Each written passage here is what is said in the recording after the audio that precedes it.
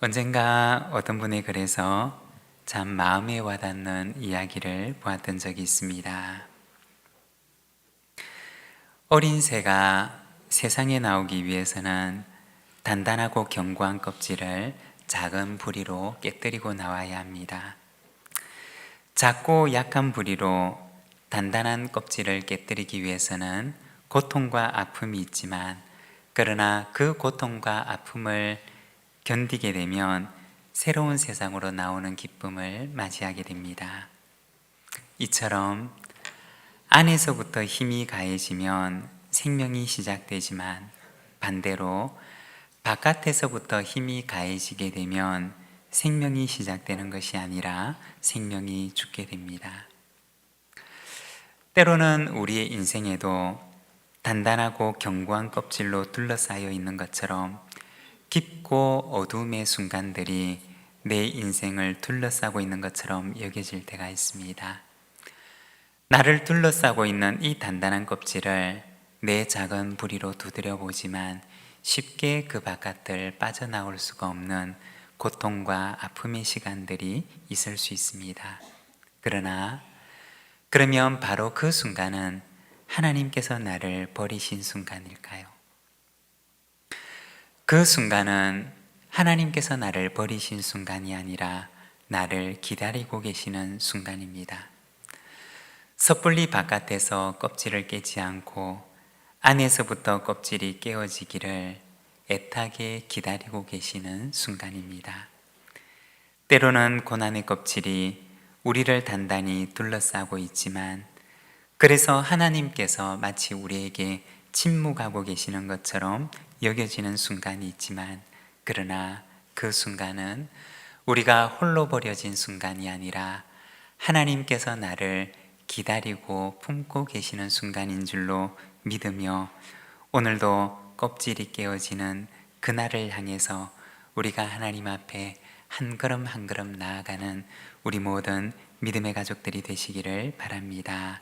껍질이 깨어지는 그날, 우리를 하나님의 사람으로 서게 하셔서 하나님의 아름다운 역사에 사용하여 주실 줄로 믿습니다. 오늘은 우리가 요나서 1장 마지막 절에서 2장의 말씀을 함께 읽었는데, 하나님의 선교, 하나님의 백성과 고난이라고 하는 제목으로 우리가 이 말씀을 함께 묵상하고자 합니다. 오늘 우리가 읽었던 요나서 1장 17절의 말씀을 보게 되면 이렇게 말씀을 합니다. 여호와께서 이미 큰 물고기를 예비하사 요나를 삼키게 하셨으므로 요나가 밤낮 3일을 물고기 뱃속에 있으니라. 이 요나서 1장의 말씀을 보게 되면 바다로 던져지는 요나의 모습을 보여줍니다. 그리고 그 순간에 맞추어서 던져지는 요나를 덥석 삼키는 물고기의 모습을 보여주고 있습니다. 이 순간에 대해서 말하기를 요나서 1장 17절의 말씀에서는 여호와께서 이미 큰 물고기를 예비하사라고 하십니다. 하나님께서 요나를 위해서 이 순간을, 그리고 요나를 삼킬 큰 물고기를 준비해 두고 계셨던 것입니다. 그리고 요나는 하나님께서 준비하신 그 큰 물고기의 뱃속에서 3일 동안을 지내게 됩니다. 여기에 보면 물고기의 뱃속이라고 하는 말이 나오는데, 여기서 뱃속이라고 하는 말은 히브리어 성경을 보게 되면 메에라고 하는 히브리어 단어를 사용합니다. 이 단어의 의미는 내장이라고 하는 뜻을 가지고 있습니다. 그런데 이와 비슷한 말이 오늘 우리가 읽었던 본문 가운데 다시 한번 등장하는데, 본문 2장 2절의 말씀을 보게 되면 스올의 뱃속이라고 하는 말이 나옵니다. 요나서 2장에 보면 요나는 그 물고기의 뱃속에서 기도하기를 내가 스올의 뱃속에서 부르짖었습니다 라고 기도합니다. 그런데 이 요나서 2장 2절에 나오는 스올의 뱃속이라고 할 때 이 뱃속이라고 하는 말은 앞에서 나온 단어와는 조금 다른 단어를 사용하고 있습니다. 히브리어로 베텐이라고 하는 단어를 사용하는데 이 말의 의미는 복부 혹은 자궁이라고 하는 의미를 가지고 있습니다. 요나가 물고기 뱃속에서 보냈던 그 시간은 단순히 물고기의 내장에 들어가 있었던 물고기의 소화기관 속에 물고기의 어느 요나를 삼켰던 어느 소화기관의 내장 속에 있었던 것이 아니라 요나가 물고기의 뱃속에서 경험했던 그 시간은 바로 마치 그 물고기의 복부 가운데 있는 자궁과 같은 곳에 자신이 놓여져 있는 듯한 영적인 경험을 했음을 말하고 있습니다. 이를 고백하기를 요나서 2장 2절에서는 내가 스올의 뱃속, 스올의 자궁 안에서 주님께 부르짖었습니다 라고 기도하는 것입니다. 언젠가 한 구약학자가 강연을 하는 세미나에 참여를 했던 적이 있습니다. 그때 강연의 내용 가운데 이 요나서 2장의 말씀을 언급을 하는 것을 들은 기억이 있습니다. 요나서 1장과 2절에 보면 물고기라고 하는 단어가 나오는데 이 물고기라고 하는 단어가 1장과 2장에 총 4번 등장합니다. 그런데 이 4번 가운데 3번은 이 물고기라고 하는 단어를 남성형으로 사용을 합니다. 그런데 이 4번 가운데 한 번은 물고기라고 하는 단어를 여성형으로 사용을 합니다. 똑같은 물고기인데 3번은 남성형으로 표현을 하고 한 번은 여성형으로 표현을 하고 있다는 것입니다. 잠깐 스쳐 지나가는 아주 짧은 이야기였지만 그러나 저에게는 이 말이 굉장히 의미 있게 다가왔습니다. 왜 그랬을까요? 같은 물고기를 왜 어떤 경우에는 남성형으로 표현을 하고 또 어떤 경우에는 여성형으로 표현을 하고 있을까요? 요나는 이 물고기의 암수를 정말 구분하고 있었던 것일까요? 아마도 그것은 생물학적인 구분을 말하는 것이 아니었을 것입니다. 그것은 요나가 느꼈던 경험, 요나가 경험했던 영적인 경험에 대한 표현이었을 것입니다. 요나서 1장 17절에 요나를 단숨에 삼켜버리는 이 물고기, 그리고 그를 고난의 현장으로 몰아넣었던 그 물고기를 표현할 때는 마치 사나운 성품을 가지고 있는 남성과 같은 강한 힘을 가진 물고기로 그는 이 물고기를 표현하고 싶었을 것입니다. 그리고 요나서 2장 10절에 자신을 육지로 내어뱉는 이 물고기도 역시 남성형으로 표현을 하는데 자신을 사납게 내어뱉는 이 물고기를 그는 표현하고 싶었던 것입니다.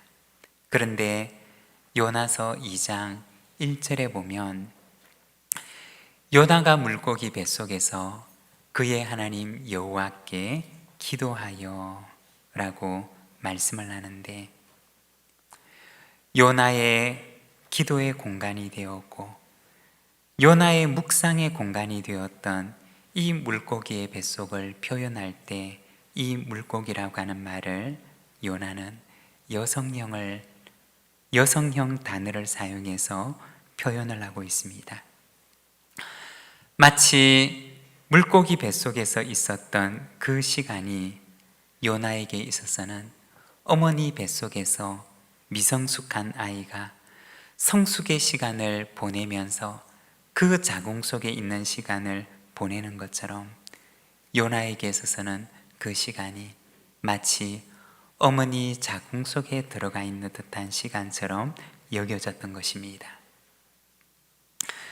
그 시간은 어떤 시간이었을까요? 요나에게 있어서 그 시간은 고난의 시간이었고, 또한 요나에게 있어서 그 시간은 자기를 돌아보는 성숙의 시간이었습니다. 오늘은 우리가 이 말씀을 통해서 하나님의 백성에게 있어서 고난의 의미, 고난의 유익에 대해서 우리가 말씀을 함께 묵상하고자 합니다. 하나님의 백성에게 있어서 고난은 어떤 시간이고, 또한 고난은 어떤 유익을 가져다 주는 것일까요? 먼저 첫 번째, 고난의 유익은 나를 성찰하게 합니다. 17절의 말씀을 우리가 함께 봉독하겠습니다. 여호와께서 이미 큰 물고기를 예비하사 요나를 삼키게 하셨으므로 요나가 밤낮 3일을 물고기 뱃속에 있으니라. 아멘. 여러분, 고난의 유익이 무엇일까요? 그것은 자기를 돌아보게 합니다. 자기를 성찰하게 합니다. 언젠가 아침 방송을 오래 진행했던 한 여성 MC가 방송에서 이런 이야기를 하는 것을 들은 기억이 있습니다. 이분은 아침 방송을 진행하면서 참 많은 사람들의 사연을 듣게 되었다고 합니다. 그래서 이분은 자신을 표현하기를 나는 이야기 부자입니다 라고 이야기를 하였습니다. 그런데 이분이 그 많은 사람들의 사연을 듣게 되면서 그 사람들의 인생 스토리 속에 담겨져 있는 성공의 이야기, 그리고 실패의 이야기들을 듣게 됩니다. 그런데 만일에 누군가가 성공과 실패 가운데 어떤 것이 더 유익합니까? 라고 묻는다면 이분은 이렇게 대답하겠다고 합니다. 실패가 더 유익합니다. 왜냐하면 성공한 사람들은 자신을 성찰하지 않는다는 것입니다. 그러나 실패한 사람은 자신을 돌아보고 자신을 성찰하게 되는데, 그래서 실패한 사람들은 그 실패를 통해서 성숙하게 되기 때문에 성공보다는 실패가 오히려 사람에게는 더 유익합니다 라고 이야기를 한다는 것입니다. 수년 전에 지선아 사랑해 라고 하는 책을 지은 이지선 씨의 간증을 들은 기억이 있습니다. 이 이지선 씨는 20대 시절에 이화여자대학교에 다니던 시절에 오빠가 운전하는 차를 타고 가다가 음주운전을 한 어떤 사람에 의해서 오빠가 탄 차가 사고를 만나게 됩니다. 그리고 그 사고로 인해서 차 안에 화재가 일어나게 되는데, 그런데 그 화재로 인해서 오빠는 많이 다치지 않았지만 자신은 전신 55%의 3도 이상의 화상을 입게 되었다고 합니다. 그래서 여러 번의 수술을 거치게 되었고 아주 힘든 순간들을 지나가게 됩니다. 그리고는 일상을 조금씩 찾아가게 되었는데, 언젠가 어떤 분이 이지선 씨에게 이렇게 물은 적이 있었다고 합니다. 이지선 씨, 사고가 일어나기 전에 그 시간으로 돌아갈 수 있다면 돌아가시겠습니까? 그 끔찍했던 사고가 일어나기 전의 시간으로 돌아갈 수만 있다면 돌아가고 싶으십니까? 라고 물었습니다. 어땠을까요? 그 끔찍했던 경험을 주었던 그 시간 이전으로 돌아갈 수 있다면 그는 어떻게 대답했을까요? 그분은 말하기를 돌아가고 싶지 않습니다 라고 말합니다. 왜냐? 이분은 간증에서 고백하기를 만일 그때로 돌아가게 된다면 사고 이전의 아름다운 외모는 되찾을 수가 있겠지만 그렇게 되면 자신이 사고와 수술과 고난의 시간을 겪으면서 그가 눈뜨게 되었던 새로운 세상, 다른 사람들이 고통과 아픔을 겪고 있는 그가 사고 이후에 눈뜨게 되었던 그 아픈 이들을 이해할 수 있는 그 새로운 세상을 내가 볼 수 없게 되지 않겠습니까? 라고 하는 것이었습니다. 저는 지난날 그 어린 시절에 나만 알았던 다른 사람의 아픔에 대해서는 알지도 못했고 경험하지도 못했고 그러한 세계가 있는지도 알지 못했던 그 철없는 나 자신으로는 돌아가고 싶지 않습니다. 라고 이야기하는 것을 들은 적이 있습니다. 아름다운 외모와는 바꿀 수가 없는 소중한 것을 그녀는 고난을 통해서 알게 되었던 것입니다. 지난 시절을 돌아보면 저에게도 철없던 시절이 있었습니다. 목회 초년 시절, 목회를 어설프게 알던 그 시절에 어설픈 인간적인 의욕에 가득 차서 목회를 이렇게 해야지 저렇게 해야지 생각했던 적이 있었습니다. 내가 담임 목회를 하게 되면 이렇게 해봐야지 저렇게 해봐야지 라고 생각을 하고 구상을 했던 적이 있었습니다. 그런데 그 이후로 저는 가끔 이런 생각을 합니다. 만일 그때 조금 일찍 담임 목회를 시작했더라면 어떻게 되었을까? 만일 그렇게 했더라면 아마도 나는 주변 사람들을 무척이나 힘들게 하는 사람이 되었을 것이다 라고 생각을 합니다. 그 이후로 하나님께서는 저에게 힘든 시간들을 보내게 하셨습니다. 그런데 돌아보면 하나님께서 주셨던 그 시간들은 하나님께서 나를 준비시키고 계셨던 시간이었습니다. 다른 사람들의 아픔을 알게 하셨고 다른 이들의 고통을 볼 수 있게 하셨으며 그 고통을 이해할 수 있게 하신 시간이었습니다. 목회적인 기술이나 스킬이 아니라 다른 이의 고통을 알고 이해할 수 있도록 하나님께서 나를 준비시키는 시간이었습니다. 오늘 본문 1장 17절에 보면 여호와께서 예비하신 물고기가 요나를 삼키고 요나는 그 물고기의 뱃속에서 밤낮 3일 동안을 지내게 됩니다. 마치 알을 품고 있는 어미닭처럼 혹은 알을 품고 있는 어미 물고기처럼 하나님께서 예비하신 큰 물고기가 요나를 삼키고 그리고 요나는 3일을 그곳에서 지내게 됩니다. 큰 물고기 뱃속에서 보냈던 그 3일간의 시간은 요나에게는 어떤 시간이었을까요?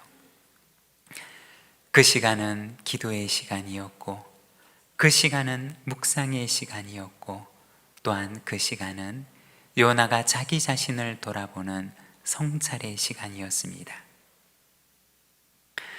금을 재련할 때는 높은 온도로 올려서 재련하는 과정을 겪게 됩니다.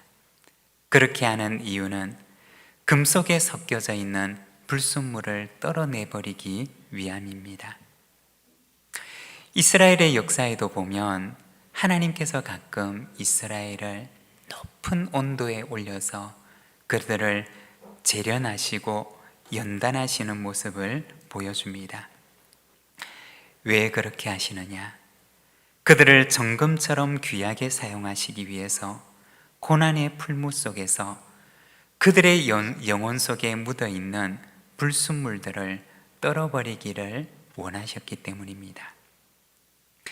베드로전서 4장 1절과 2절의 말씀을 보면 이렇게 말씀을 합니다. 그리스도께서 이미 육체의 고난을 받으셨으니 너희도 같은 마음으로 갑옷을 입으라. 이는 육체의 고난을 받은 자는 죄를 거쳤음이니 그 후로는 다시 사람의 정욕을 따르지 않고 하나님의 뜻을 따라 육체의 남은 때를 살게 하려 함이라. 이 베드로전서에 보면 고난의 이유에 대해서 말씀을 하시는데, 다시는 사람의 정욕을 따르지 않고 육체의 남은 때를 하나님의 뜻을 따라 살게 하기 위함이라고 말씀을 합니다. 때로는 우리의 인생에도 고난이 있을 수가 있습니다. 그러나 고난에는 하나님의 선하신 목적이 있습니다. 그것은 남은 시간을, 우리의 남은 인생을 하나님의 선한 뜻을 따라 살아가도록 하기 위함입니다. 여러분, 우리의 남은 인생을 주를 위해 살아가는 저와 여러분의 삶이 되시기를 바랍니다. 그리고 두 번째, 고난의 유익은 하나님을 만나게 합니다. 1절에서 7절까지 말씀을 우리가 자막을 보면서 함께 봉독하겠습니다. 요나가 물고기 뱃속에서 그의 하나님 여호와께 기도하여 이르되 내가 받는 고난으로 말미암아 여호와께 불러 아뢰었더니 주께서 내게 대답하셨고 내가 스올의 뱃속에서 부르짖었더니 주께서 내 음성을 들으셨나이다. 주께서 나를 깊음 속 바다 가운데 던지셨으므로 큰 물이 나를 둘렀고 주의 파도와 큰 물결이 다 내 위에 넘쳤나이다. 내가 말하기를 내가 주의 목전에서 쫓겨났을지라도 다시 주의 성전을 바라보겠다 하였나이다. 물이 나를 영혼까지 둘러싸우며 깊음이 나를 애워싸고 바다풀이 내 머리를 감쌌나이다. 내가 산의 뿌리까지 내려갔사오며 땅이 그 빗장으로 나를 오랫도록 막았사오나 나의 하나님 여호와여 주께서 내 생명을 구덩이에서 던지셨나이다. 내 영혼이 내 속에서 피곤할 때 내가 여호와를 생각하였더니 내 기도가 주께 이르렀사오며 주의 성전에 미쳤나이다. 아멘. 여기에 보면 물고기 뱃속에서 요나가 하나님께 드린 기도입니다. 3절에 보면 주께서 나를 깊음 속 바다 가운데 던지셨으므로 큰 물이 나를 둘렀고 주의 파도와 큰 물결이 다 내 위에 넘쳤나이다 라고 말합니다. 어머니의 자궁 안에 있는 미성숙한 아이처럼 요나는 그 고난의 자궁 안에서 고난의 의미를 깊이 묵상하게 됩니다. 그리고 그 고난은 하나님께서 자신을 위해서 보내신 것임을 그는 깨닫게 됩니다. 자신을 깊음 속 바다 가운데 던지신 이도 하나님이라고 하는 사실을 알게 되고 큰 물로 자신을 두르신 이도 하나님이심을 알게 되고 자신을 파도와 물결 가운데 두신 이도 하나님이라고 하는 사실을 그는 깨닫게 됩니다. 그는 고난 속에서 하나님을 만나게 되었던 것입니다. 여러분, 사실 고난이 힘든 것은 고난의 강도 때문이거나 고난의 시간적인 길이 때문만이 아닙니다. 고난이 나를 힘들게 하는 것은 어쩌면 하나님의 침묵 때문이고 하나님과의 단절 때문입니다.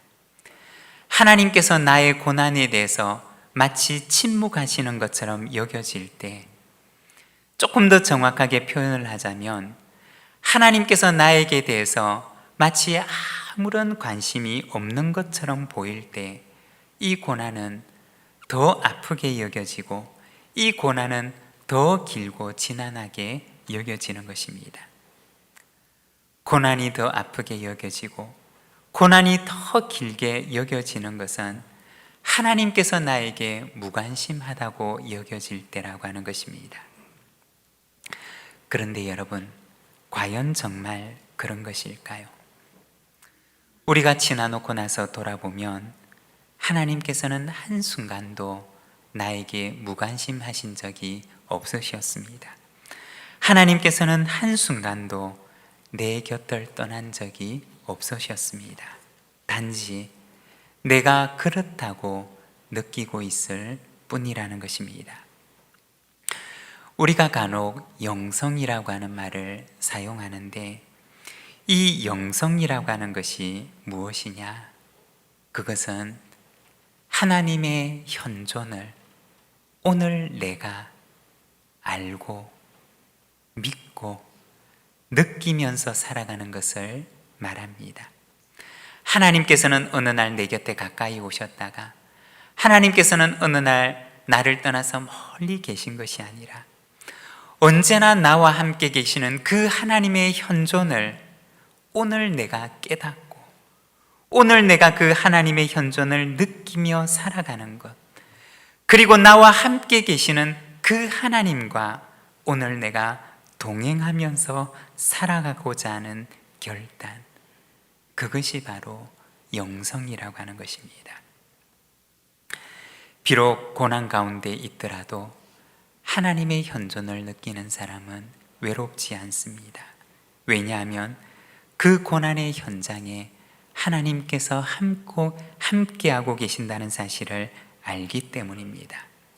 여러분, 우리가 어디에 있으나 때로는 고난의 현장의 한가운데 있다 할지라도 임마누엘의 하나님께서 나와 함께 계심을 믿고 알며 하나님의 그 현존을 오늘도 느끼며 살아가는 저와 여러분의 삶이 되시기를 바랍니다. 그리고 세 번째, 고난의 유익은 하나님의 백성으로 거듭나게 합니다. 2장 10절의 말씀을 우리가 함께 봉독하겠습니다. 여호와께서 그 물고기에게 말씀하시매 요나를 육지에 토하니라. 아멘. 여기 보면 물고기 뱃속에서 3일을 보냈던 요나가 다시 사명을 회복한 선지자로 새롭게 태어나는 것을 보여줍니다. 큰 물고기가 요나를 뱉어내었던 그 육지는 어디였을까요? 큰 물고기는 요나가 그토록 가기 싫어했던 니느웨 성 앞에다가 그를 토해내었던 것일까요? 그렇지 않았습니다. 그곳이 어디인지는 정확하게 알 수가 없지만 그러나 요나를 토해내었던 그곳에서 하나님께서는 다시 요나에게 나타나셔서 말씀하십니다. 요나야, 일어나서 저 큰 성읍 니느웨로 가라. 하나님께서는 요나에게 처음 나타나셨을 때와 동일하게 이 요나에게 말씀하십니다. 요나야, 일어나라. 그리고 저 큰 성읍 니느웨로 가라. 그리고 요나는 하나님의 그 음성을 듣고 사명을 회복한 선지자가 되어서 이번에는 하나님께서 가라고 말씀하시는 곳으로, 하나님께서 서라고 하신 그곳에 서기로 작정을 하고 그는 그 길을 떠나게 됩니다. 하나님께서는 요나의 단단한 껍질을 바깥에서 깨어 부수지 않으셨습니다. 하나님께서는 요나가 단단한 껍질 안에서 나오기를 요나를 품고 그를 기다리고 계셨던 것입니다. 그가 스스로 그 껍질 안에서 나오기를 하나님께서는 기다리고 계셨던 것입니다. 그리고 요나가 그 껍질 안에서 껍질을 깨고 나올 때 그는 사명을 회복한 선지자로 그 속에서 나오게 됩니다. 여러분, 때로는 하나님께서 우리를 어두운 고난의 껍질 안에 두기도 하십니다. 그리고 그 껍질 안에서 우리는 하나님께서 내게 무관심한 것이 아닌가라고 생각을 하기도 합니다. 그러나 하나님께서 무관심하신 것이 아니라 하나님께서는 사랑으로 우리를 품고 계시며 우리가 그 껍질 안에서 나오기를 기다리고 계시는 것입니다. 그 안에서 나를 성찰하게 하시고 하나님을 만나게 하시며 하나님의 백성이 되어 다시 태어나도록 기다리시는 것입니다. 여러분, 하나님의 백성으로 준비된 일을 하나님의 선교를 위해 그리고 하나님의 놀라운 일을 위해 하나님께서는 귀하게 사용하십니다. 하나님 앞에 준비된 백성이 되어서 하나님 앞에 귀하게 쓰임받는 우리 부산진 모든 믿음의 가족들이 되시기를 바랍니다. 오늘 우리에게 주신 말씀을 생각하며 우리 하나님 앞에 함께 기도하며 나가겠습니다.